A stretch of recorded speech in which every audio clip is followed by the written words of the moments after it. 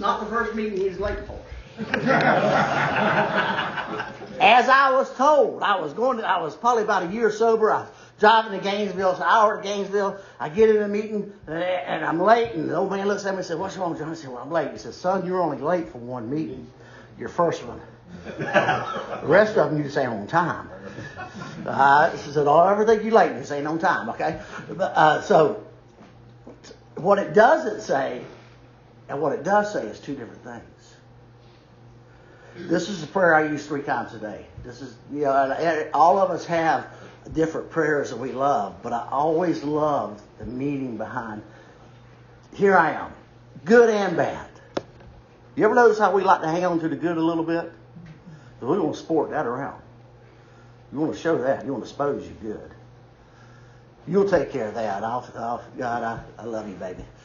But I'll show everybody my good part. Now, you take care of that bad part. That ain't the deal.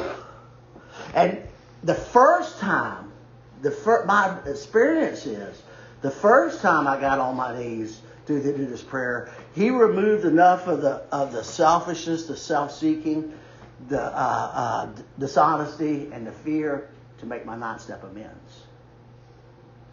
And as I've gone through my life, he has constantly removed a little more. My job is to become aware of them, and my job is to not like it. Okay? When I started not liking these little things about me that I would see, and ask him to remove it. If you don't like it, he ain't going to remove it. I don't know if that makes sense to you. So my first original 7-step prayer on my knees. I'll tell you all the story. I did my first 5th step. A little boy at a farm. I was sitting out there. He pointed across this cow pasture. He said, "Rarely have I seen a person fail who's thoroughly followed this path. I want you to go down there. And I want you to look over these defects. And I want you to get down there, get on your knees. And I want you to ask God to remove them. Do your 7-step prayer." So I walk down there to the cow pasture, to the pond, and I get down there. And all of a sudden, I'm sitting there looking through my 5th step, my 4th column, and the yellow flies start biting bad. So I'm down there for about an hour, and I'm doing this, and I'm thinking, God's really getting at me. He's mad. He's mad. Look at it. He's just sent a swarm of yellow flies to attack me, to suck all this poison out of me and put a new kind of stuff in me. So I'll never forget that. So we'll actually do the same day, steps 5, 6, 7, and 8. We're going to do all 4 steps the same day. Because I'm going to get a list from my 5th step list of the amends I'm going to make. So I did my 7-step prayer, get off my knees. The next thing I'm going to do, when we went through our 5th step, I've asked you to put some check beside some names. Put a little X, put a little X there, put a little X there. You already know what they're for. All right? We're going to make amends to those people. So I'm going to make a 2-column list in my 8th step. Column 1, who did I hurt? Column 2, how did I hurt? Okay, I want a 2-column list. Then I want you to look at every one of these names. All right? And ask yourself, are you willing to make amends to all of this? Now, I'm telling you, we seem to go from step 7 to step 9 without ever really appreciating the power and the strength that comes from the willingness to make amends on step 8. I think step 9 is a huge step. Step 5 is a big step. Step 4 is a big step. But I'm telling you, son, when you have just come from doing this inventory and you got this list of people on this piece of paper, and there's some you ain't wanting to go to, and you know it might hurt, and they might shoot you or whatever, and you look at the little guy looks at me and I said, "Are you willing to make that amend?" He says, "Yes." Wait a minute. He's willing to go make an amend that I ain't wanting him to have to do. All right? That he's scared to death to do. And there's a power that's come out of step 6 and 7 right there. A power that's come out of step 7 right there. That he is willing to make an amends that 99% of the rest of the world won't do. You tell me there ain't no power in step 8? Tremendous power in step 8. We don't ever talk about step 8. The willingness to set it right. Well, we talk about willingness. Y'all like to throw the word willingness around all the time. But are you really applying to what it really means? You willing to come your butt to the meeting? Oh, you're willing to get a sponsor. Are you willing to make that amend? Wow. Talk about the power. Talk about the power behind it. So we got our list. We're going to prioritize that list, okay? As we go through that list, all right? Now, most of the time, 90% of the people, first thing they want to do, there's a dream that most alcoholics we have. When the book breaks it down just like the four-step did. The first amends we make for are the resentful amends. The second one is going to talk about the fearful amends, and the last one is the misconduct. The ninth step is laid out that way. All right. We're going to prioritize our amends in our 8-step list. We're going to go through every one of these. We're going to figure out who we're going to do first. We're going to put a 1 beside them. Usually family members and stuff like that are close to us. Financial amends and stuff like that.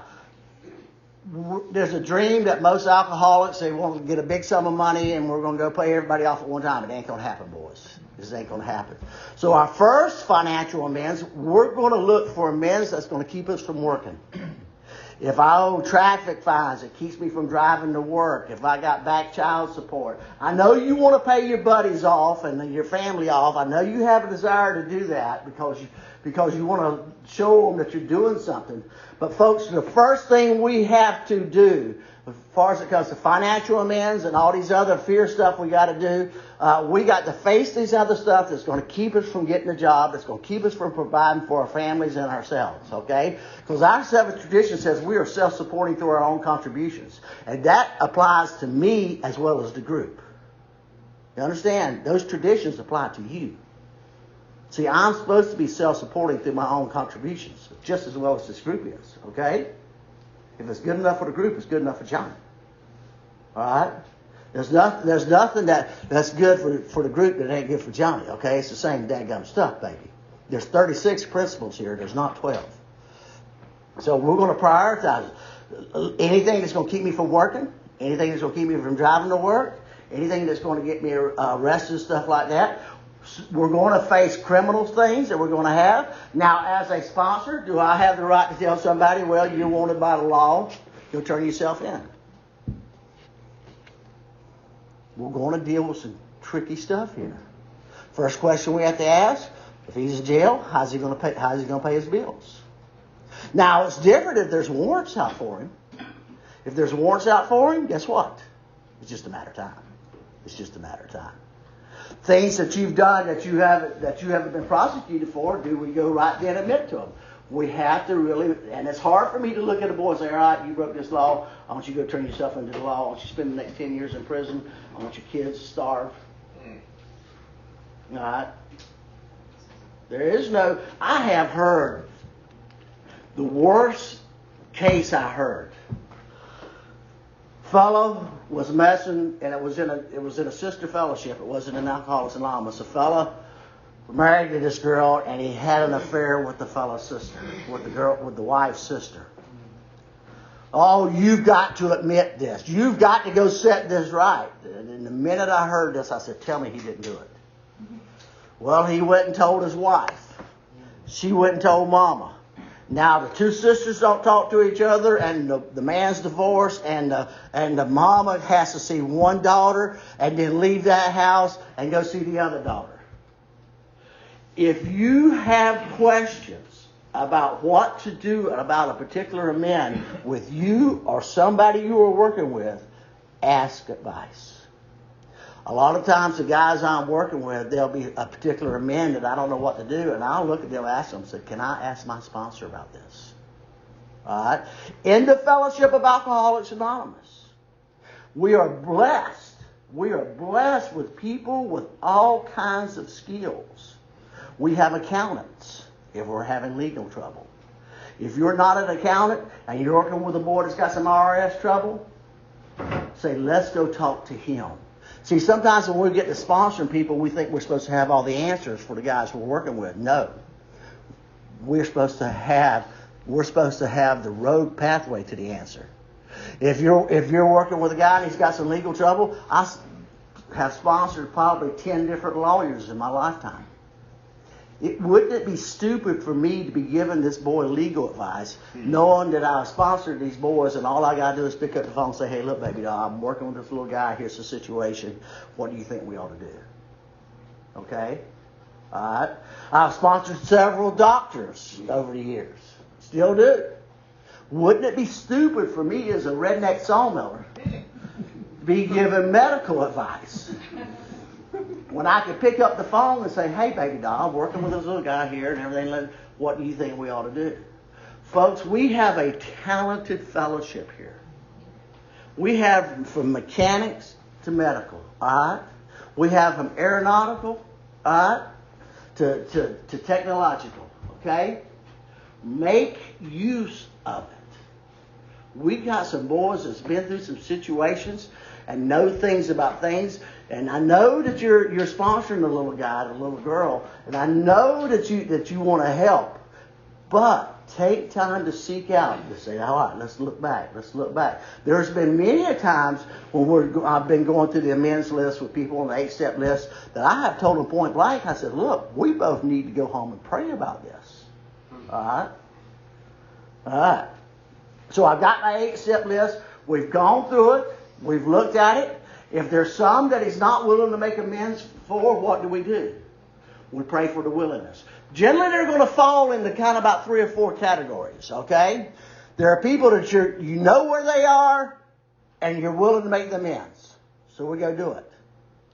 Then there's some that you don't know where they are, but you're willing. In that case, we pray for opportunity. In some cases, it's just the opposite. You know where they are, but you ain't willing. In that case, we pray for willingness to make the amends. Then there's a category that you don't know where the hell they are, and you ain't willing to make the amends. In that case, we will pray for opportunity and willingness, okay? Remember, the solution to this is always the prayer that comes, the power that comes from step 7 of asking God to remove the defect. And the defect here is fear, isn't it? Fear of making the amends. Let's get right down to the point. You're scared to make the amends. All right? Now, some people are going to tell you to make the easy amends first and work your way up to the hardest. I'm the opposite. I made my hardest amend first and work my way down. Okay? However your sponsor wants you to do it, I don't care. I really don't think there is a set standard there. But the first thing is, let's prioritize them. Let's get the ones. Let's keep the ones that we can keep working. All right. We will eventually deal with the other amends. Okay. Let's deal with the ones that are going to keep us out of jail. Okay. And let's deal with any other situation like that we might have. Okay. We need to be able to work. We need to be able to go to have a home. We need to be able to eat. We need to be able to do that. Okay. The other stuff, we will get to it. It might take you years to make some of these amends. I know a boy, it took him 26 years. A friend of mine, it took him 26 years to finally pay off everything. And last time I seen him, he was on a Harley Davidson heading for California when he finally finished paying them. Okay? All right. In the bottom of page 76, it says, there's probably some misgivings as we look at the list of business acquaintance and friends we have hurt. We may feel diffident about going to some of them on a spiritual basis. Let us reassure some people we need not and probably should not emphasize the spiritual feature on our first approach. We might prejudice them. All right? It's kind of hard for drunk. Here we've been drunk 20 years. And we walk up to the person and say, I found Jesus, and I'm here to make amends. All right? They ain't wanting to hear that. Okay? All right? And now look. It says we're not using this as an excuse to shy away from the subject of God. We're not doing that. They ain't wanting to hear about how holy you are. They're wanting to hear about how you're going to set this right. If we owe financial amends, we're going to pick out the ones we have. We're going to go to them, sit down with them in their night step. You're going to take a sum of money with you. We're going to look at our budget. This is how much I can pay. And we're going to explain to the guy that we're trying to make the financial amends to. This is how much money a week I'm making. This is how much I want to pay you a week. My family's been in the lumber business for years. And I remember as a young guy, there was a guy who was a big-time rolling businessman, and he was doing real good. He owed Daddy $5,000 or $6,000, and then he went under. And for probably 10 years, my daddy didn't see this man. And I remember this man showing up to Daddy and explaining the situation. This was long before I came into Alcoholics Anonymous. And started paying Daddy off. And before the man ever got Daddy paid off, Daddy extended him credit again. And I asked him, I said, he ain't paid you what he owes us. Why are you doing that? He said, he's made his demonstration. He showed me something. Okay? I learned that outside of Alcoholics Anonymous, watching him do that. It impressed my father that the man was come to him honest about his financial situation, told him exactly how much he would pay him a month. That man did that, and that's what we're going to do. Okay? We're going to start knocking this stuff out, doing the things that we need to so we can stay free and work and stuff like that. We're going to have family stuff that we're going to have to deal with.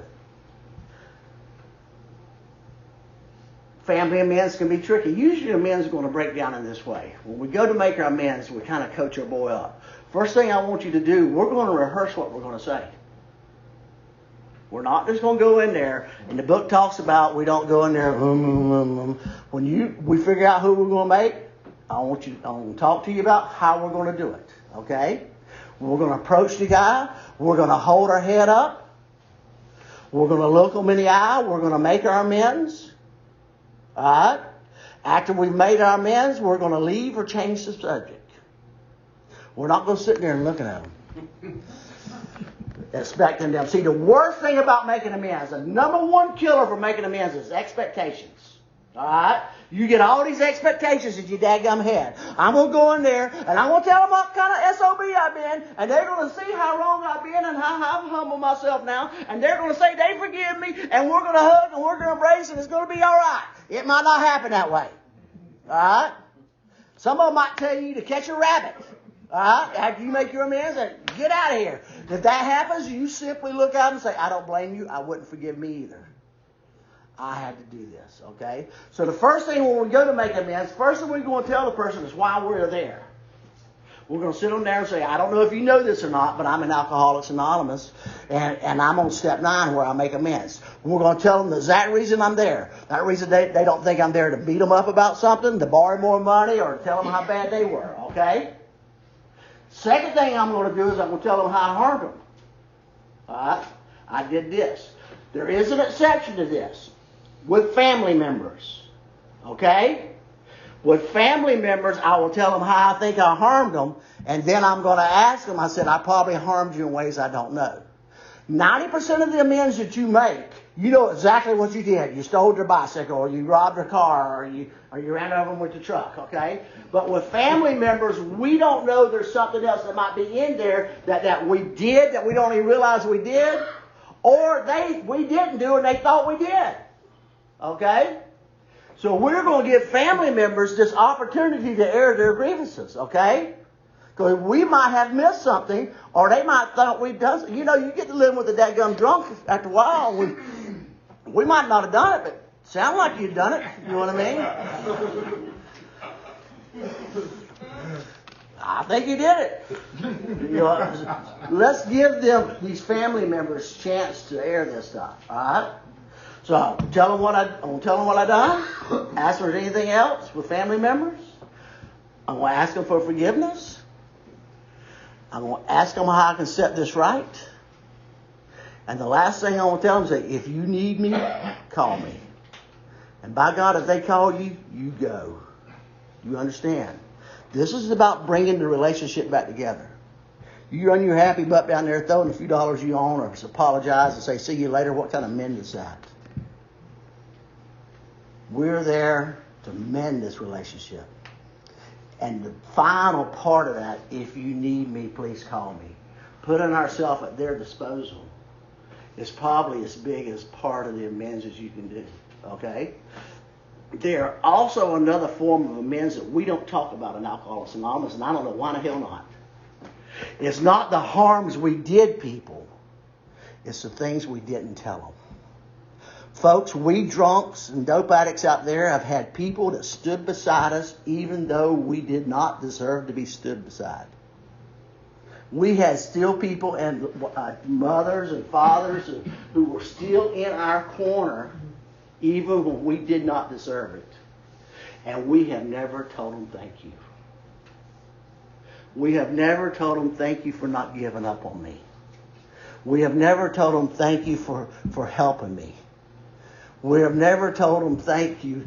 We've had mothers and family members and wives that has raised our children when we were drunk. And we have never expressed our gratitude to them. Thank you for being that good mother, even though I was a sorry father.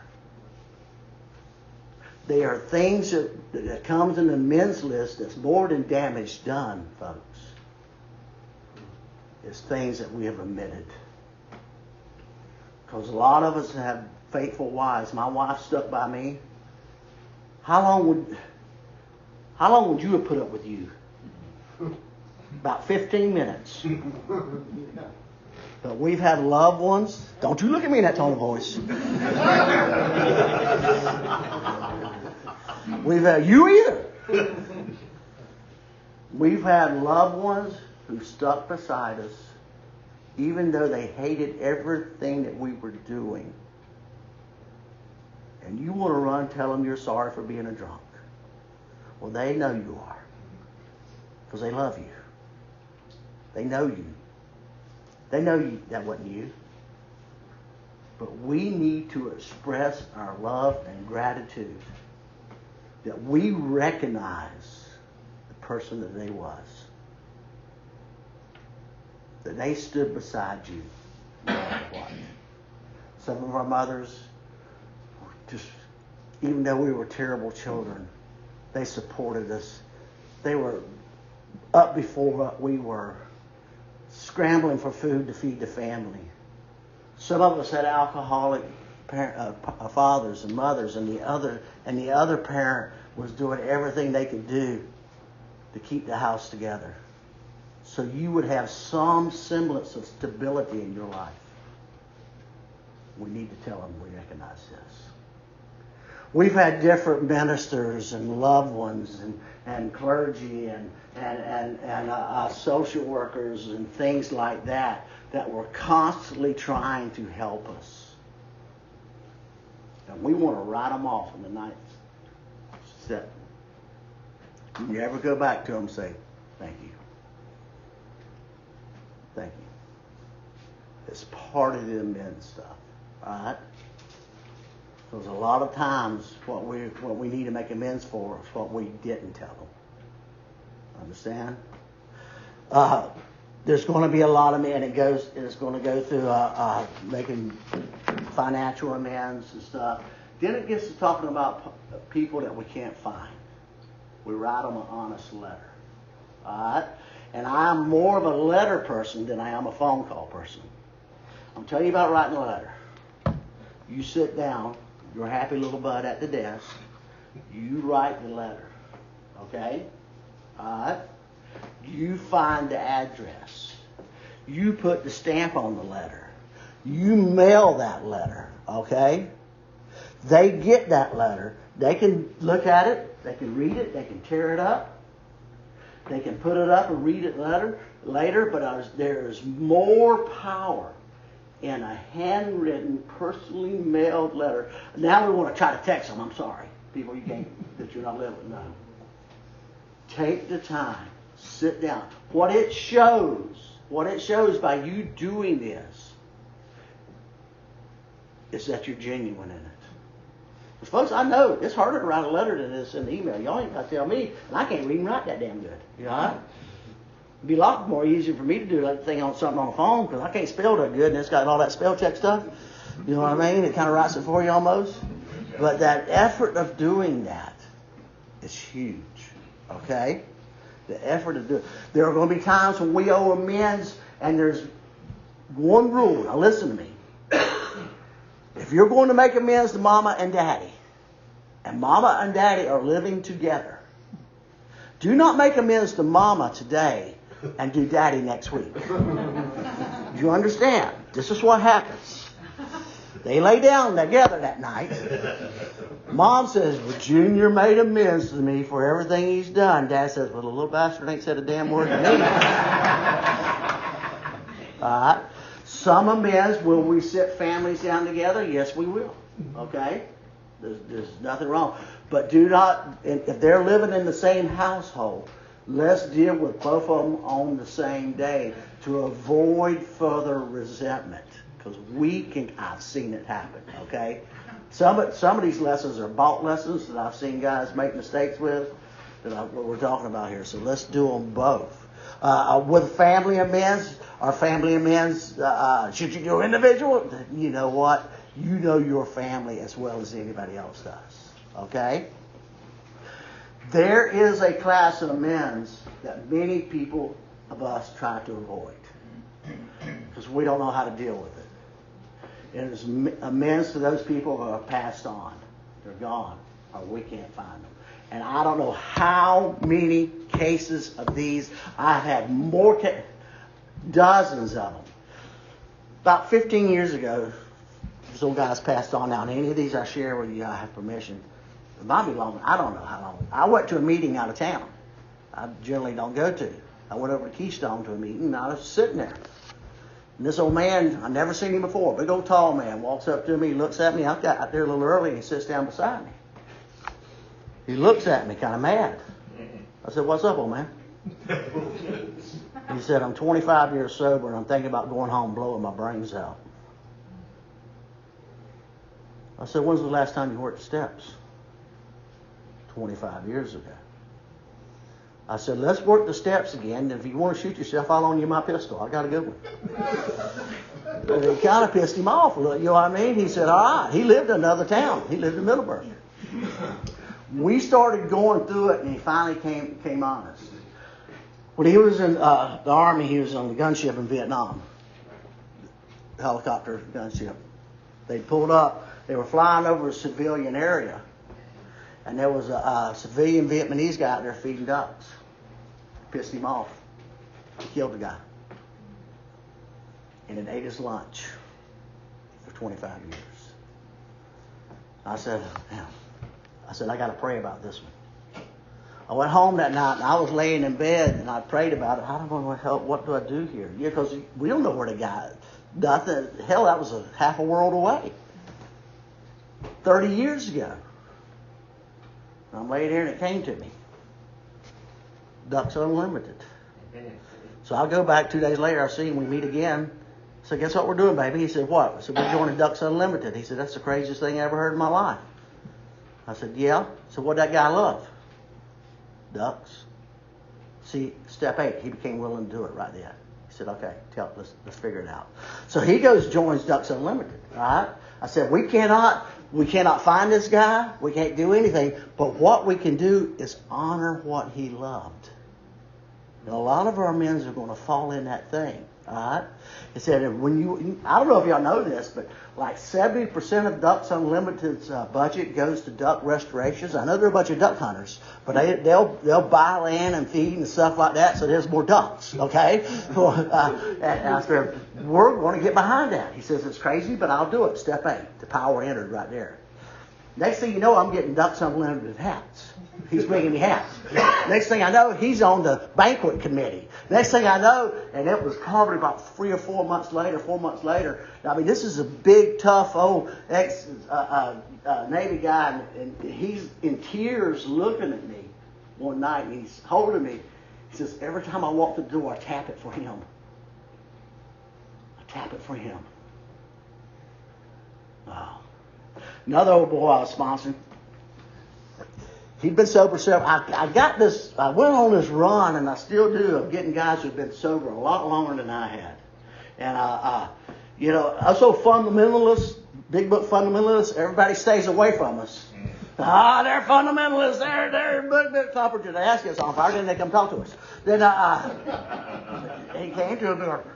He had a broken relationship with his son. He was a rager. Several years more sober than I was, just a rager. Him and a son would mend their relationship. He'd go on a rage. And the son had had it. The son had had it. Would not talk to him at all. He says, how do I mend this? And we after doing inventories and everything, the boy was on the 8-step list, and I said, I got to pray about this one. So I went home, and my wife was doing the genealogy stuff at home that night. I was watching her. She was trying to find her ancestry and everything, and I was watching her do it. And God hit me side of the head like that. That's what we're going to do. So I went back to him and said, all right, maybe this is what we're going to do. We're going to do a genealogy thing. He said, that's crazy as hell. Well, I'll do it. Step 8. He's willing to do it. He was from Indiana, so God's passed on now. So he starts calling and everything. I said, I want you to, your boy may never talk to you again, but we're going to write down all of his family history. And when we're gone, we're going to, at least he can have that. He'll know where he come from. Well, about 3 or 4 months later, he comes to me and says, guess where I'm going, Johnny? I said, where are you going? He said, I'm going to Indiana. I said, what the hell are you going back to Indiana for? I said, family reunion. I said, what are you talking about? He said, well, when you told me to do that, I started calling my cousins and some old aunts that were still alive and said, we've spread it across the United States, and the whole family is. And said, we all got to talking to each other again, and we all started communicating with each other again, and this aunt started calling this aunt, and this sister started calling this sister, and we were all trying to figure out our bloodline, our genealogy, and we decided to have a family reunion. And guess who's going with me? My son. Because they started calling him too. Wow. God used the other members of the family through him doing this work to come back over here. How cool is that? How cool is that? We're working with this other old boy. And he's probably 20 years my senior sober. Doing the inventory. We have to do the inventory to get to the part we need. All right? The fear of making the amends have to be removed in step 7 before we can get to step 8 and 9. His amendment was this. When he was a youngster, 18 or 19 years old, he walked away from the Marines, just left, AWL. And for 30 years, every time he saw a blue light, he was scared to death. He finally admitted, and he had been a member of Alcoholics Anonymous and pretty prominent in the northern Florida area. And he finally admitted to me, a redneck out in Lodi, because he was from a different, larger metropolitan area. And I figures it wouldn't hurt out there. I said, are you willing to set this right no matter what? He said, Johnny, I've had enough. I'll do what it is. 5 minutes later, my ex-brother-in-law was married to my wife's sister. They're divorced now, but they were married at the time. Was full-time Army. Walked into the garage to Barrio Ranch where we were doing our inventory. And I looked at him and I said, Danny, that was his name. I said, if you knew a boy that walked away from the Marines about 30 years ago, just went AWL, what would you do about it? He said, I'd call this person right here and wrote the name down. He said, it'll probably cost you $300, $400. He's a jag. He'll straighten it out for you. 2 months, it was straightened out. A man had been in bondage for 30 years because of this. And it was straightened out. I said, do we serve a creator who just so happens the one guy that we needed the information from walked in? How cool is that? Was working. There's many other men. A lot of times, we've heard about, we write the letter, let's go to the grave, let's read the letter and burn it. And that's all cool stuff, y'all. But a lot of these loved ones who've passed on, parents and other ones, let's do more to that. We can honor them. I sponsored this old guy here, and he was probably 30 years more sober than I was. And his mother passed on, and he wanted to try to make amends because she was gone. And I asked him, what did she love? What was her passion? What did she like? What was she into? And she was a wonderful, world-class seamstress who would make dolls and stuff for all the kids in the neighborhood. And I looked at him and I said, guess what you're fixing to learn how to do? He said, what? I said, this is a guy who's 70 years old. So you're fixing to learn how to sew. He says, that's crazy, but I'll do it. He goes and buys a sewing machine, y'all. Gets the girls and he sews his first doll in honor of his mother. And he got it, showed it, said, I'm going to Miami. I got to go lay it on the grave. I got to go show Mama. All right? I sponsored this other old doctor and his mother, and we were talking to him, she was gone. I said, what she loves? She said she was an avid gardener. She loved gardening. I said, guess what you're doing? He said, what am I doing? I said, in your yard, I want you to set out a 10 by 10 area, and that's going to be your mother's garden. He said, I can remember plants that she used to love. He made him a little plaque, and he put the plaque right in her little garden, honoring her mother. All right? So everybody that walked up and seen that garden in his yard, I said, what's this? I said, well, my mother, this is how I honor my mother's memory. See, folks, we can do so much more with these amends. I sponsored this other little boy. He's a pharmacist. He lives out in Louisiana. And his daddy had passed on. And I said, what does your daddy love? He said, well, Daddy really, I remember his great love is he loved black cowboy boots. I said, guess what you're fixing to buy? He said, what? I said, you can buy a pair of black cowboy boots and you'll wear them to work every day. He said, that's crazy, but I'll do it. Step 8. Y'all keep underestimating step 8. Last time I talked to him, I said, what you got on, baby? He said, I got on Daddy's black cowboy boots. And everybody wants to know why I'm wearing cowboy boots behind the counter. And I tell them about Daddy. How cool is that? Back in February, I went to Spring Hill on a weekend. You went down there with us to do some step work. And we did some step 9 stuff. And after the meeting, a guy my age or older, I'm 60, he's probably 65, came up to me and said, can I talk to you? I've never met the guy before in my life. I said, what's up? He said, I've been in and out for years. He said, I got a daughter that hasn't spoke to me in 16 years. We were discussing this a little earlier. He says, I tried texting her, telling her I love her, and things like that, but she won't respond to me. I said, stop that right now. Let me tell you something. Sometimes the amends that we make to people are through your feet. So what do you mean? He says, I don't want you texting her no more I love you stuff. All right? You've said that about 100 times and got drunk and broke her heart. I said, every time you walk into a meeting, I want you to text her walking into a meeting thinking about you. All right? That's it. Nothing else. Well, I get a call about 2 months later. He says, Johnny, I've been doing it for 2 or 3 months, and she's texting back. She's starting to text me back. So every time I don't text anything but going to a meeting, walking through the door, thinking about you. He started doing this. Got a call, I think it was last week, if I'm not mistaken. I was driving around. He called. No, it was last week. I was down here at the Okefenokee restaurant. He called and I had to walk outside. He called a week before that. He called me and says, she's sending me tickets. We're going to meet. I haven't seen her in 16 years. Wow.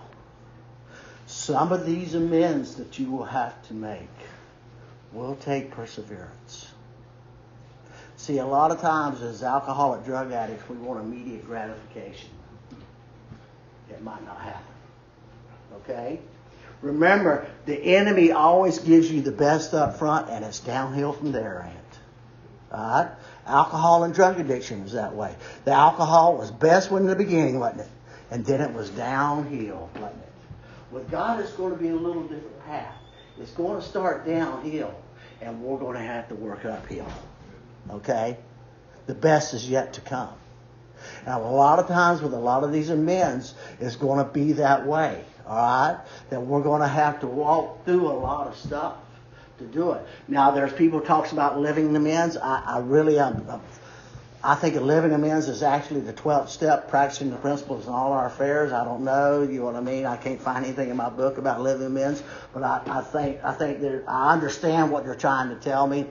But a lot of times I hear people say living amends to avoid direct amends. Okay? When we're dealing with relationships, you're going to deal with this a lot. Okay? You're going to deal with guys, especially, I don't know how you girls handle it, but us guys, we go through it. Exes. They want to make amends to their exes. Oh, I loved her. I hurt her so bad. I got to call her.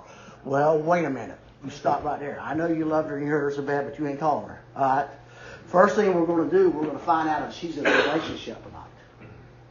And let me tell you something, with Facebook and all that stuff, we can all be private detectives sitting in here. You know what I mean? You find out if she is in a relationship.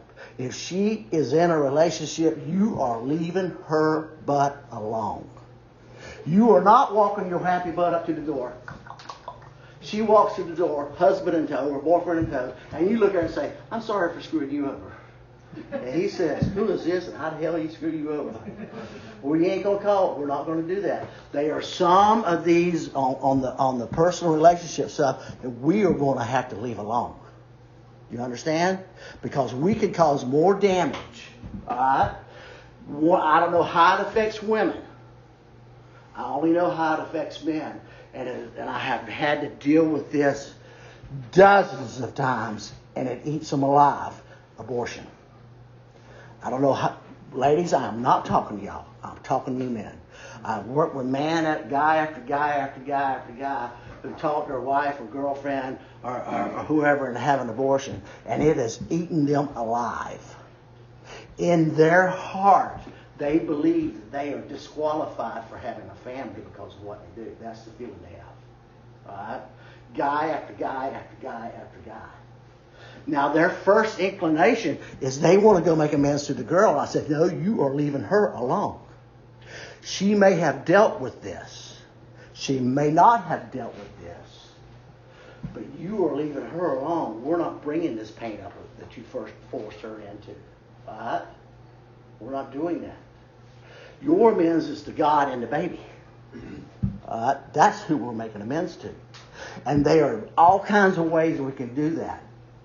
A lot of the guys that I start working with that need to make reparations and this, there's so many great organizations out there, and my wife fortunately has a list of great names that you can sponsor a child or anything like that. A lot of the guys that get one boy who was just so devastated by it that he just knew that he would never be able to have a child again because of what he did. He wanted the family so bad. He'd gotten sober and wanted children, but what he had made his previous girlfriend do, he thought he had disqualified for never being a father. And it was eating him. I said, all right, we're going down to the tag agency. He said, why are we going to the tag agency? In the state of Florida, you can buy a Choose Life tag. Now, don't get political on me on this shit. All right? He says, why am I doing that? I said, well, we're going to put it on the back of your car. He said, if we're going to let God use it the way He wants it. He said, I'll do it. I'll do it. Not only did he do that, he was able to sponsor a child in another way, do things. And the boy's got a house full of young'uns now. All right? The boy's got a house full of young'uns. But he had to face it. It was a lot of these amends, you think it's people. But they are principles and institutions also that we have to face up to. And a lot of the principles that broke were principles that we have set down for ourselves that I don't stand for this, and then you did it anyway. All right? And so, please, ladies, this is only I work with guys on this end. I've worked with a lot of guys who have been very abusive towards women and stuff like that. There are different ways that we have did in making amends for that. Okay, there's folks. If you've done it, there are ways to set it right. Okay. If you've done it, there's ways to set it right. I've worked with guys who have been responsible for the death of others. And through one way or other, we've been able to work through this and find ways to bring aid to that family. I've worked with guys who other families have received help financially, not knowing where it was coming from. because this guy owed an amend to this family for some destruction. And sometimes I've had to use guys to go through third and fourth parties to get it there. So this guy can make this amend and still not harm this family over here, but still help. Financial amends has been my personal experience that the people who don't face them generally never get financially secure again. There seems to be some karma in it. With the relationship amends, those guys who don't face up to the relationship amends seem to never get that relationship they want again. All right, there's places we've harmed at work. You're going to deal with guys who've stolen a lot of stuff, and they don't know how much they stole and who they stole it from. A lot of times I've worked with guys who stole thousands of dollars from Walmart, or thousands of dollars from this place or this place. In that case, we'll go through the list. A lot of these big corporations actually have, if you try to walk in there and say, hey, I stole from you, they can look at you like you're crazy as hell. You know what I mean? A little mom and pop shop, they'll know, okay, take it. But some of these big corporations, they just like, what do you do? A lot of these big companies, a lot of them have their own pet peeves. You know what I mean? These things that they like to march of dimes or whatever that they support. And a lot of times we're going to support these other organizations in their name. All right? We have even had guys go buy Home Depot cards and stuff like that from stuff. They have stolen so much stuff from Home Depot stuff. Go buy the Home Depot card and cut it up. You willing to do it and make your amends? Are you willing to do it? I've had guys get $100 for, and look, you want free from this or not? And I'm looking at their eyes, and it's eating them alive, because they done probably told me about it 3 times. All right, cut it up, and I'll watch them. And there's that money part about them. You know what I mean? There's that money, that greed part about them. You know, I'm just wasting it. I said, did you steal it? Yeah, I stole it. They walk away free. The ninth step. Let me tell you something. There is power behind the 4th step. There is power behind the 5th step. The hub of the program is 6 and 7. But to finally step out there, and put your butt on the line to make these amends, is the producer of a spiritual man. Is the producer of a spiritual woman. Right? And ain't you glad they put it at 9 instead of way up here? Right? And aren't we so thankful for this step right here? He removed enough of my shortcomings. He removed enough of my fear to make these amends. He opened my eyes enough to see what I had done. I made a decision to look. I thought I could do it. I knew I'd die if I did do it. Baby, they're in order perfectly for this. And the steps are so simple. The steps are so simple at their basic need. And before I close, I'm going to tell you just how simple the daggum steps are. All right? Don't let anybody complicate them to you. This is how simple the steps are. My mechanic's name's Oil Tanner. All right? So I'm driving my old diesel truck down the road, right? I'm motoring down the road, baby, and all of a sudden all the dash lights come on. I lose power over the motor, and I can't manage to fix it. Step 1, I'm powerless with my motor, and I can't manage to fix it. Step 2, I think Oil Tanner can fix my motor. Step 3, I make a decision to turn my motor over to Oil Tanner. Step 4, Oil says, Johnny, I ain't going to do for you what you can do for yourself. I want you to make a list of every defective bad part in that motor. Step 4, I make a list of every bad part in that motor. Step 5, I admit, these parts are bad. Step 6, I'm willing to have Oil remove these parts. Step 7, I ask Oil to throw these parts in the garbage. Oil throws those bad parts in the garbage. Step 8, I got a list of new parts I need to put in my motor. Step 9, I mend my motor.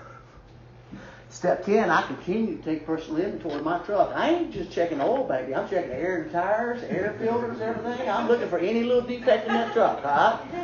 Step 11, I improve my conscious contact with my mechanic. I start hanging out at the garage. Step 12, I'm driving down the road. I see you broke down. I pull over and say, hey, baby, I want Tanner to fix your truck. That's how simple the steps are. We want to complicate them all up. Now, when we do get to the 9th step, I'm telling you right now, good generalship on the side of the sponsor is as important as willingness on the side of the sponsee. It's going to take both of y'all to get through some of these amends. Sometimes it takes 2 or 3 heads to look to how to approach these. It talks about in the book, sometimes we have to approach them from the flank. All right? Thank y'all for letting me talk.